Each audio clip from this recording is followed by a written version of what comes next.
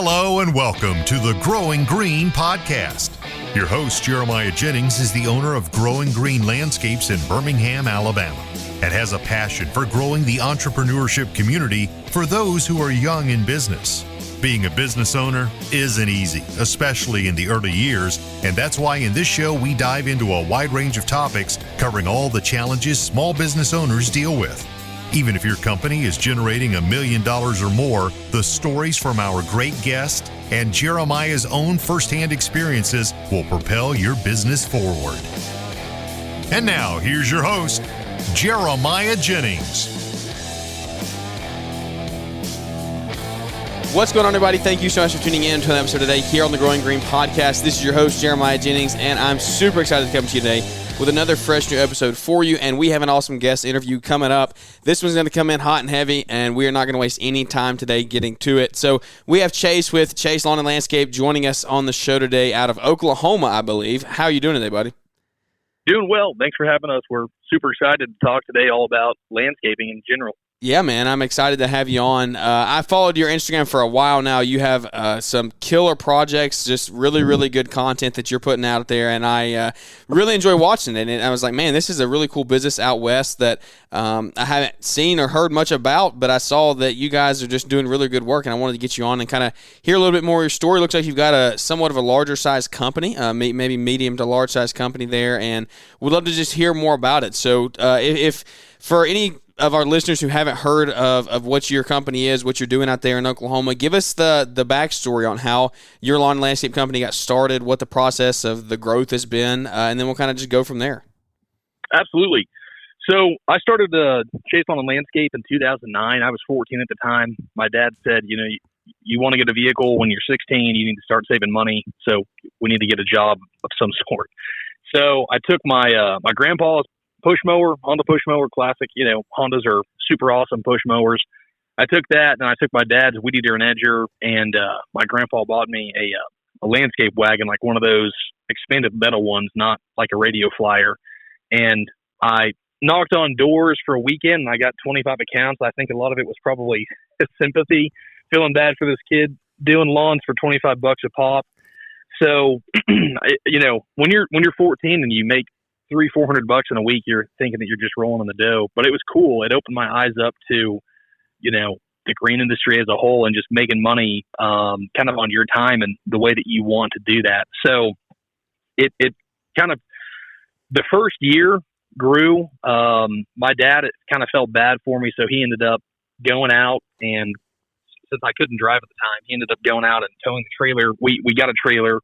He ended up towing the trailer for me, taught me how to drive a truck and trailer the right way. And in high school, my first employee was actually my general manager to this day. So Dakota Stowe and I, we've known each other since we were 12. We played football together, and he was my first employee. He ended up going to work for Quick Trip about, college area, like freshman year of college. He had a girlfriend. They went to OU together for maybe a couple semesters or a couple years, and then they ended up moving back. OU just wasn't really the right fit on campus for her. And he ended up coming back here to work for Chase Lawn and Landscape, and it's been great. But Chase Lawn and Landscape is a full-scale lawn, landscape, irrigation company. We do design and build services, and we have generally about 20 Hispanic workers for us in the field during the busy season. So that was like last year. We had typically around 17 to 20 guys. And we have guys that they really specialize in the irrigation or the landscaping or the concrete, hardscaping, building services as a whole. So it's really cool to see these guys.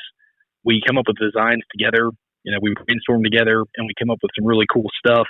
And with this year, we've really started 2023, we really started to document, our journey throughout a year. So one of my good friends, Aaron Davis, who is if anybody listening to this podcast is a big waterfowl fanatic, he's a huge deal in the waterfowl world. Probably, the top photographer, honestly, in that waterfowl industry. He's just a huge name, but he's local. His wife and my wife are really good friends, and that's actually how we got introduced to each other. Was we went on a double date, and we've been friends since then. So he said, "Hey, I've got a great idea with your social media. I think that you can really, get a lot of good ideas from what I've done for your social media, and in turn, it will really help your business. And sure enough, it did. We probably, I'd have to look. I mean, I've got notes on this, but we probably made $500,000, $600,000 in sales just off of our social media. And it wasn't like, hey, look at our Instagram, look at our Facebook. It was, here's our portfolio of services that we offer, and look at the quality. And people are astounded by the quality. A lot of times whenever, you're a landscaping company, it's hard to convey that message. It's not like going into Bass Pro and seeing that decoy or that shotgun on the shelf, and you're like, man, this thing, feels great in my arm, feels great in my hands. I want to buy it. It shoulders perfectly for me. It's hard to sell people because they've got to trust you. They've got to see the design. They need to see potentially previous work, maybe talk to previous clients that you've worked with as a whole. So we've really tried to kind of be a little bit more systemized on all of that stuff. Refer back to our social media, look at our website. Here's a portfolio, like actual, of just all the work that we've done. So that's helped us out a lot. Another thing that's really helped us grow over the last year or so has been, we're in an ACE group with McFarland Stanford. They're a green industry coaching / consulting firm. Lots of guys around the nation are actually in that. You're going to have a lot of big companies. You're going to have a lot of small companies as well, which is cool. So it brings a lot of value. But what it is you have a group.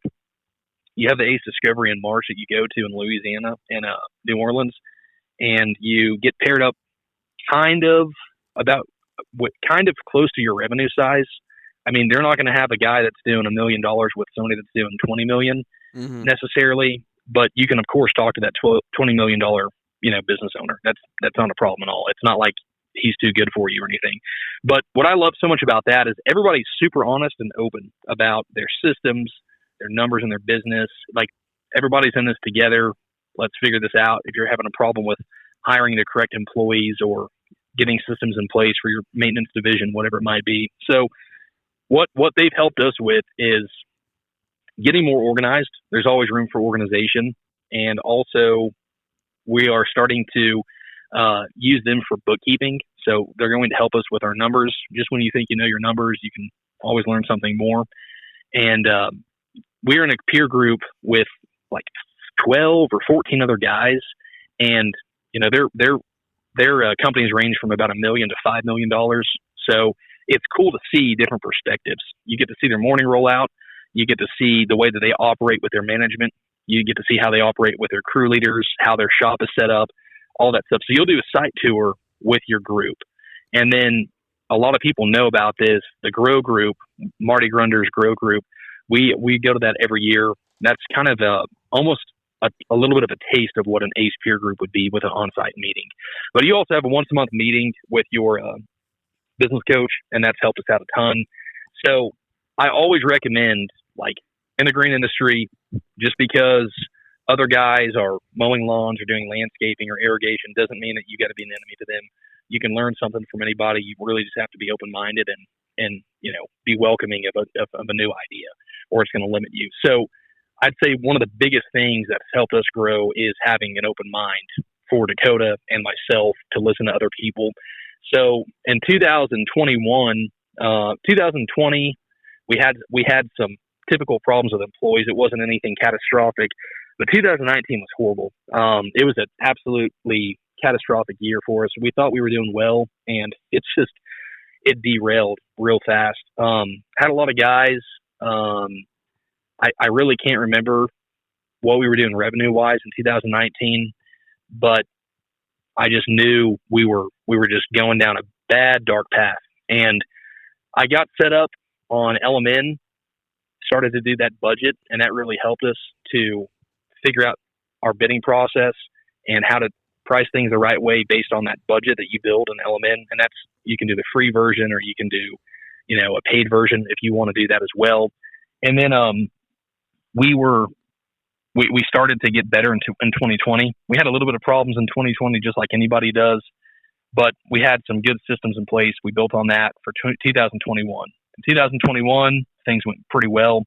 And then in 2022, things got really good with having good employees in place for, each division. We had key guys that we could focus on and count on every day. They're going to get the team ready to go. They're going to make sure that everybody's held accountable and everybody's going to be doing the work to the highest quality that they can possibly do. And if they can't cut it, well, then we'll hold them accountable until they can match what we're expecting. And if they, what we want to do is we want to hold somebody so accountable that they either can match the quality of work that we want them to do. And if they cannot do that, then they're going to end up quitting because it's so much pressure on them. And we don't really fire many people at all.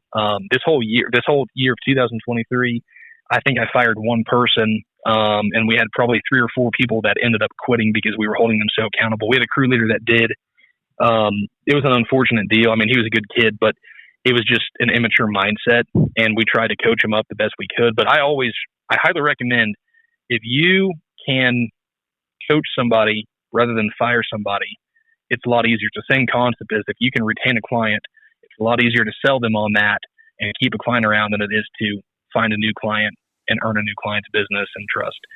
So that's a big focus for us as well. But like I was saying, though, accountability is a huge deal for us. And 2022 was great. 2023 was the best year we've had in business across the board. It was our systems. It was our culture. It was our social media. It was the quality of client that we were attracting. And a lot of that has to do with the team that we have. We're all in uniform. We hold each other all accountable. If we see a piece of trash that we didn't throw down, we're going to pick it up. And that's at Quick Trip. That's at anywhere that we're walking in. I mean, our employees are our biggest asset. They're the most important people. They're most important asset. They're most important thing in our company. And we want to always make sure that they're taken care of, but we hold them so accountable that we want nothing but excellence. And we filtered out people that way, and it's really helped us. And it's a different way to do it, but I learned a lot about that from McFarland Stanford. Rather than firing people and having a revolving door constantly, because that's such a stigma in the green industry, hold your guys so accountable that they're going to either meet that criteria that you want in your business or they're going to quit, one of the two. And it's really turned out great for us. But that's some of the main ways that we've grown over the last few years. We've grown our relationships. Like, my day-to-day job is business development and then also focusing on the finances of the company, whereas Dakota is over landscaping, and then our production manager, Drew, is over our irrigation division. And that's helped us out a lot with just the organization as a whole. Lawn maintenance, I am over, but Diego does a really good job with maintaining his guys. So that's been awesome. And then Pedro is our irrigation supervisor, like our lead tech, and he's been really good. He's super knowledgeable. He came from Mexico and was a plumber in Mexico, so he already knew quite a bit about pipe and stuff like that. So putting in irrigation systems, doing those repairs is really just super simple for him. And he's a very smart guy when it comes to blue collar work using your hands. And the pergola project that we did on the social media that was shown, he was actually the one that came up with all of that design. I showed him a picture, said, "Hey, I want something like this. What can we do?" And he ran with it. So although he's our irrigation supervisor, he helps with a lot of the other stuff. And then Fernando is actually Pedro's brother, and Fernando came from concrete background and hardscaping, and he's really just done a phenomenal job with leading our landscaping division with just the landscape services, the concrete, with the pergolas. It's been awesome. So really, really proud of the guys. God certainly blessed all of us having each other, but it's just been a huge deal to have the team that we have. I mean, that is, I completely, wholeheartedly believe that is why we're successful today, is because of our team. No other reason why. Yeah, man, that's a wild growth journey. There's so much. I think we can unpack that for about 2 hours, but we don't have time for that today. Maybe we'll have to do a second episode down the road. But you talk about growing the last couple years. So, but it sounds like you've been in business of what, about 15? You would say 14, 15 since you were 2009. I guess. Yeah, in you were in school then, so. Yeah, in high school, obviously we're just kind of making money for fuel and insurance and having some fun money. For sure. Really, we didn't get super serious with the business until 2014. Okay. And that was my freshman year in college. And so I'm 29 now. And right now, I mean, I can't say that I would change necessarily anything. The only thing I'd really probably change would be getting into irrigation services a little bit earlier than we did.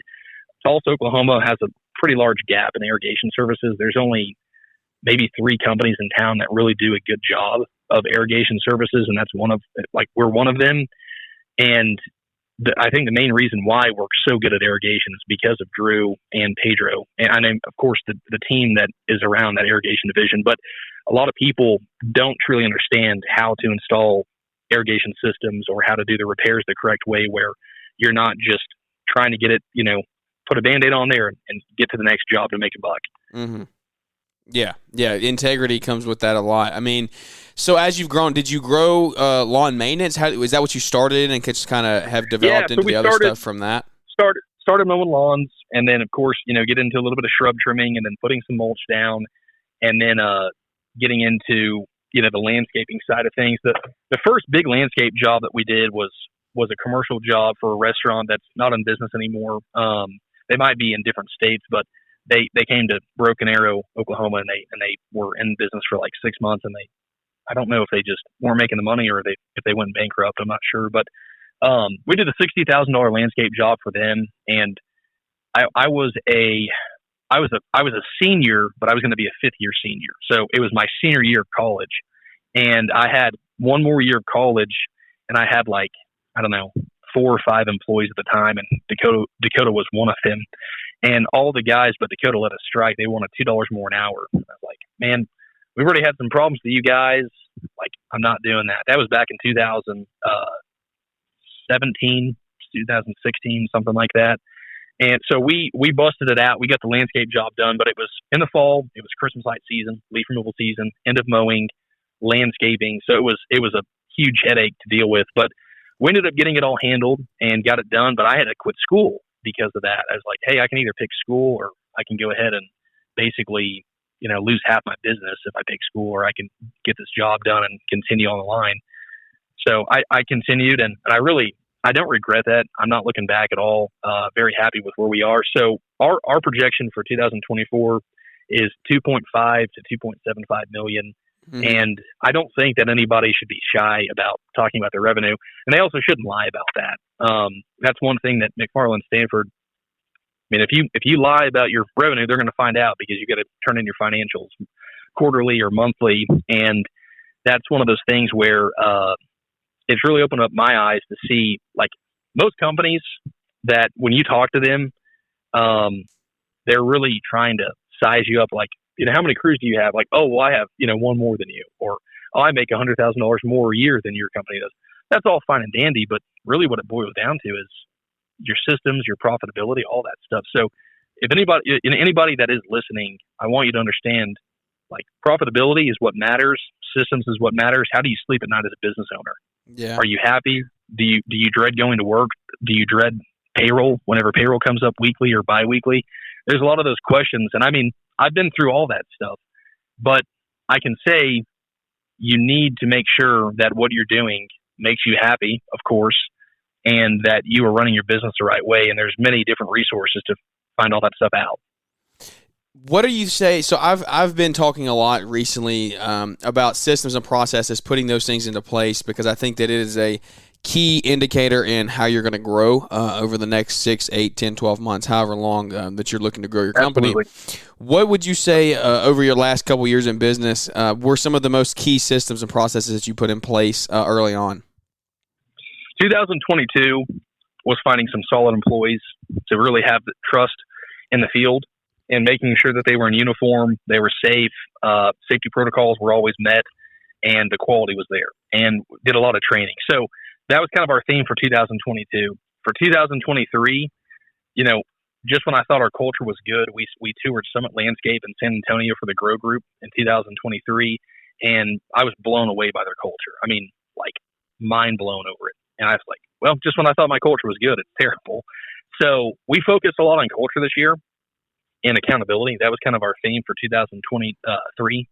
And that was our systems that we focused on for that year. For 2024, we're focused on profitability again, and also organization, and once again, just accountability. I mean, I can't really stress that enough, and I know I've said that a million times in this podcast, but accountability is really everything with your employees.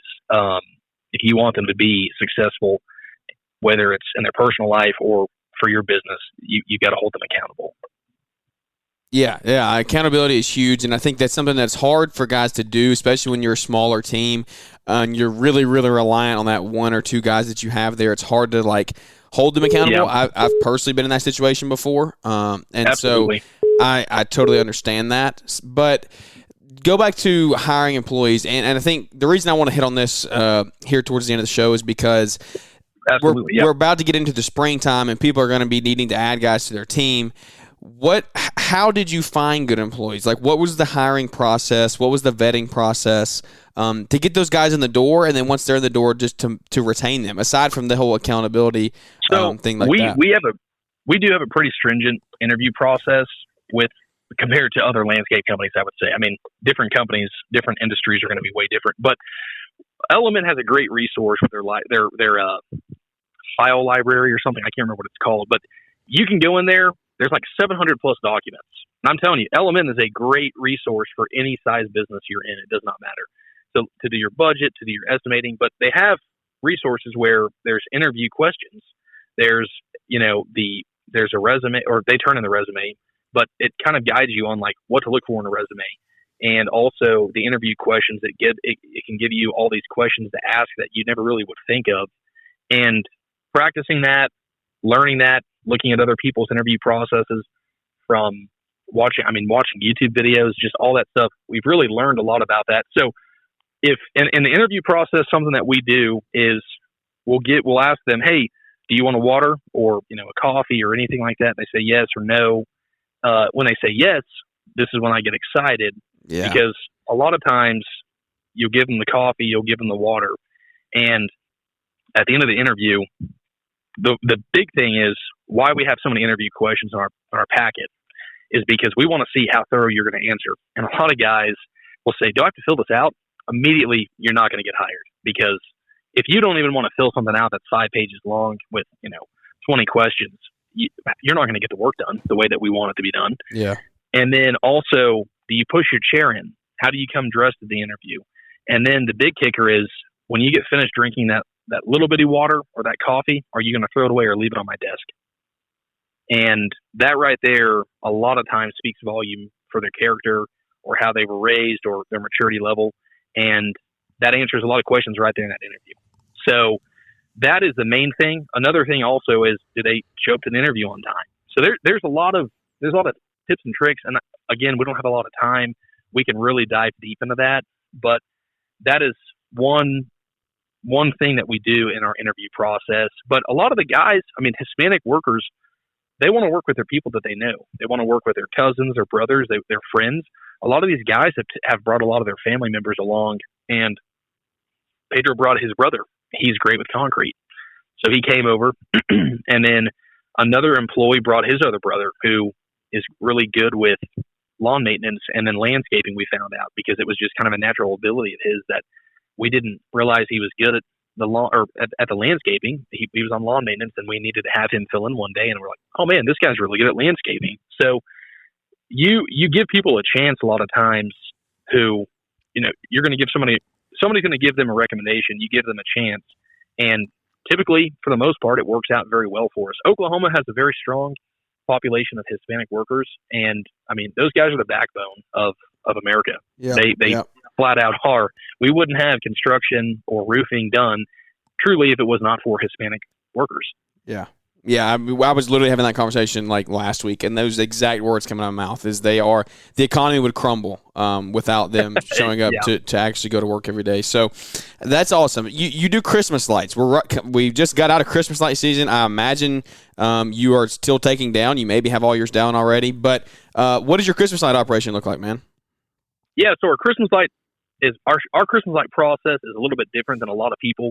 We sell the lights. We do not lease them. And the reason why we sell them is because we charge to store the lights. So we have half of our shop essentially paid for throughout the year from the Christmas lights, if that makes sense. Mm-hmm. We do have several that we lease because we bought a Christmas light list in 2023 in like the springtime. And we tried the leasing program, and it works well. I understand completely why people lease the lights. I think it's great. However, for us, we do sell the lights. Typically, like I said, we've got about 12 accounts that we lease, but the rest are all going to be done by the sell. And there was a very large turf care company here in Tulsa. This is really what made my mind up in this decision making on the sell versus the lease. Huge turf care company. They're probably doing $20 million a year, and great company, great quality. They leased all their lights. True Green bought them. The problem was True Green doesn't do any Christmas lights, and they had all their inventory. And some guy, from what I heard, I don't know if this is true, bought like half the inventory, and then the rest of it they just threw away. And all those Christmas light accounts, they just kind of went up in the air. Like, well, we don't have the provider anymore, so they're back to square one of trying to find somebody to do that. So for us, if we sell the company, like if I go and I sell Chase on the Landscape to someone or to a corporate company, I want to make sure that the customers are taken care of. Mm-hmm. They've taken care of us. We want to take care of them. We want to make sure that if the person that if the company or the person that buys Chase on the Landscape in the future, if we ever did sell, doesn't do Christmas lights, well, at least you have your Christmas lights back so you can find another provider. So that's the main reason. And also the passive income, essentially, quote unquote passive income for the storage fee. We have that and we have that on a couple different pallet racks right now, but we are actually moving that to a 40-foot shipping container in our yard. That's what we're going to do with our Christmas light storage, but it works out very well with the space that we have now. If you don't have space, I understand why people would lease and then allow the other clients to hold the lights, but I don't recommend that because so many times if you have a crew show up to a house, they say, oh, well, we didn't realize you guys were going to get here this early, so we got to go up in the attic and find the lights or go to the shed or go to the garage, and you've got a bunch of wasted labor and time. So always, if you can, whether you lease your lights or you sell them, store those lights. Yeah, 100%. I run the leasing model, and I store all of our lights as well because I'm not relying on other customers to have their lights out when we show up. So I'm going to try to be in control of that operation as much as I can. Well, Chase, we are flat out of time, man. I've got a hard stop, but we're 100% going to do a follow-up show like really soon because I think we literally could do another 2-hour show. So tell everybody where they can find you if they want to link up and follow you on social until we get you back on and go a little more in depth. Yeah, so we're just Chase Lawn Landscape on Instagram and Facebook, and we don't have a TikTok, but we're always doing stuff on Instagram, lots of videos, and please always feel free to reach out to us on DM, and somebody will get back to you on that for sure within a day or two. But love to talk to people in the industry. We're never shy, and it's always great to learn, like I said, something from anybody. Awesome, dude. Well, I super appreciate your time today. Guys, thank you so much for tuning in and listening to the show. I hope you enjoyed it. If it brought value to you, leave us a big 5-star rating and review. Those just always help us so much as we continue to try to grow the community one relationship at a time. But without any further ado, guys, that's going to wrap this episode up, and we look forward to catching up with everybody here on the next one. Thanks for tuning in to the Growing Green podcast. It is an honor to have you listening, and we hope you receive valuable advice to help take your business to the next level. Don't forget to follow the podcast so you'll be notified when our next episode drops.